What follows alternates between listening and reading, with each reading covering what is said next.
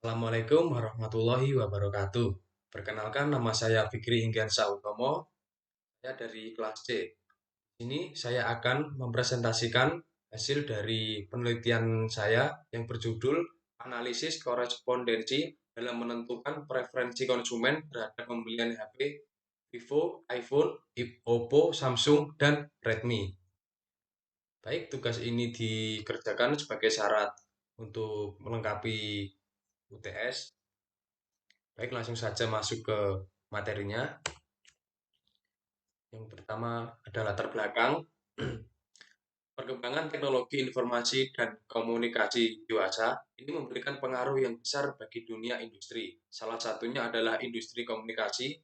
Segala sesuatu yang dapat diselesaikan dengan cara-cara yang praktis dalam melakukan kontak saat ini bisa dilakukan tanpa bertatap muka langsung dan membuat para pemain industri baik jasa ataupun produk berlomba-lomba dalam memenangkan persaingan pasar yang semakin ketat dalam keunggulan kompetitif.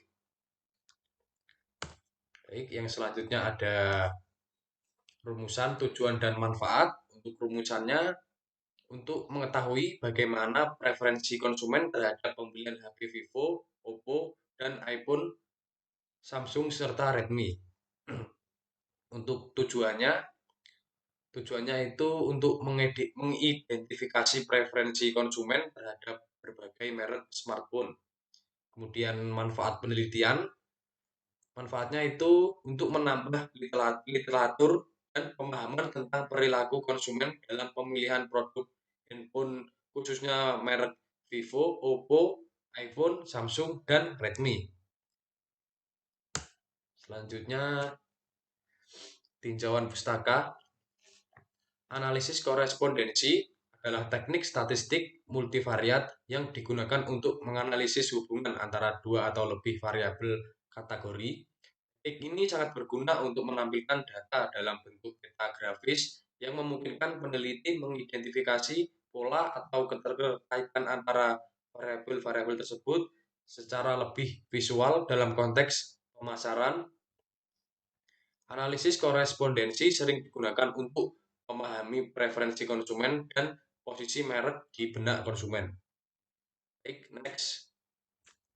Selanjutnya ada metode penelitian. Penelitian ini menggunakan metode analisis korespondensi yang dimana populasi menjadi fokus penelitian ini adalah responden yang merupakan konsumen smartphone. Sampel dipilih menggunakan teknik purposive sampling, di mana responden dipilih berdasarkan kriteria tertentu yang relevan dengan penelitian, seperti mereka yang memiliki pengalaman dalam menggunakan smartphone. Jumlah sampel yang diambil adalah sebanyak 30 responden. Pemilihan sampel ini didasarkan pada pertimbangan bahwa jumlah tersebut sudah mencukupi atau memberikan gambaran umum preferensi konsumen terhadap pembelian smartphone. Next.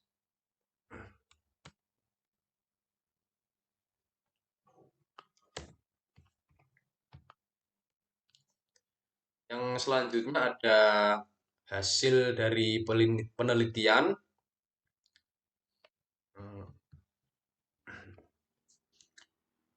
Ini hasil dari SPSS-nya, data yang output data dari SPSS.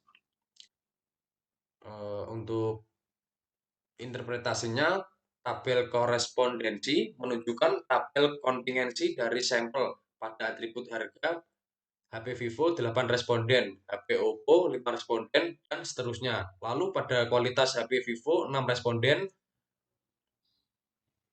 merek HP Oppo 4 responden, dan seterusnya. Hal tersebut dapat disimpulkan bahwa responden lebih memilih HP Vivo jika melihat dari segi harganya, jika melihat dari segi kualitas HP Oppo yang dipilih oleh konsumen. Yang selanjutnya ada hasil penelitian yang yaitu data row profile dan kolom profile. Bisa dilihat ya, seperti ini.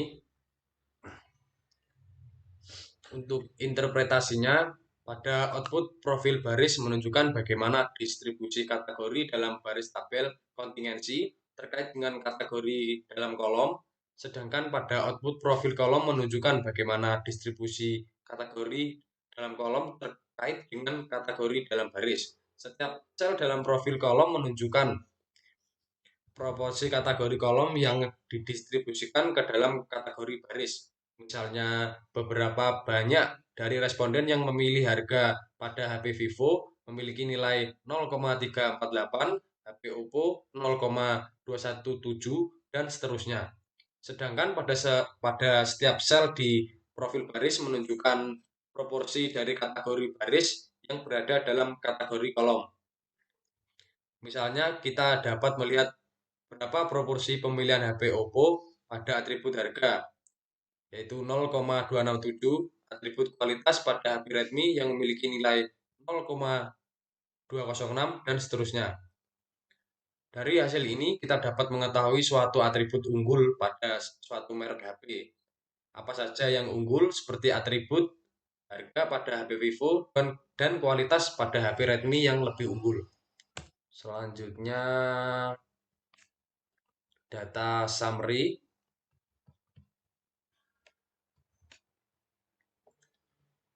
Untuk interpretasinya, pada tabel summary menentukan jumlah dimensinya, di mana dimensi yang kita gunakan berdasarkan nilai accounted for di bagian proportion of inertia dibandingkan dengan nilai rata-ratanya, atau menurut pendapat lain dibandingkan dengan angka 0,2 jika nilai account for lebih besar dari rata-ratanya, atau angka 0,2 maka dimensi tersebut yang digunakan dalam analisis.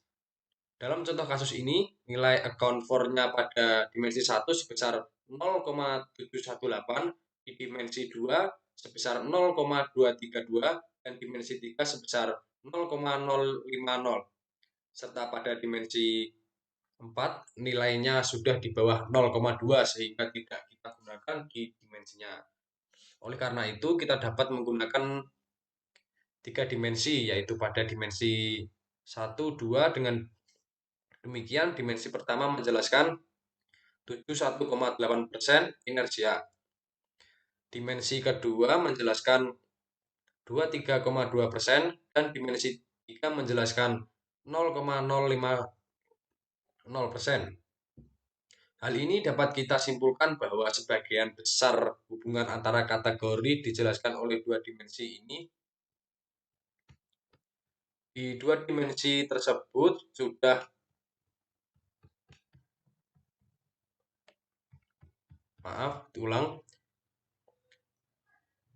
dijelaskan oleh dua dimensi ini, dan dua dimensi tersebut sudah cukup untuk memvisualisasi hubungan antar kategori. Next. Selanjutnya adalah overview row point dan overview column point. Bisa dilihat pada tabel tersebut. Untuk interpretasinya, pada tabel overview row dan overview column point, tabel tersebut menjelaskan keterkaitan atau kedekatan baik di baris maupun di kolom. Nilai kedekatan variabel dapat dilihat dari nilai contribution of point to inertia of dimension, yang dimana nilai tersebut menunjukkan seberapa besar kontribusi kategori baris terhadap total varians dalam setiap dimensi. Nilai kontribusi yang besar berarti kategori tersebut sangat penting dalam menjelaskan dimensi tersebut. Seperti harga misalnya memiliki kontribusi yang sangat tinggi pada dimensi 1 dengan nilai kontribusi sebesar 0,637. Ini berarti bahwa variabel harga sangat mempengaruhi pembentukan dimensi 1 dibandingkan dengan dimensi 2 yang kontribusinya sangat kecil.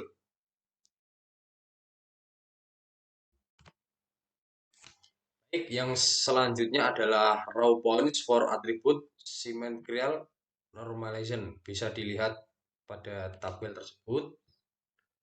Untuk interpretasi people, dimensi 1 sebagai sumbu X sama dengan merek HP, yang kedua dimensi 2 sebagai sumbu Y atau sebagai atribut. Yang selanjutnya adalah column point for merek HP.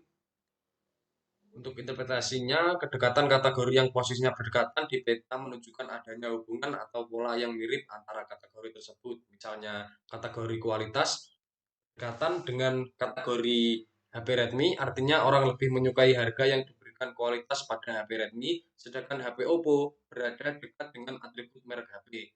Yang berarti dari segi merek, orang lebih menyukai merek HP Oppo dibandingkan dengan merek HP-HP lainnya.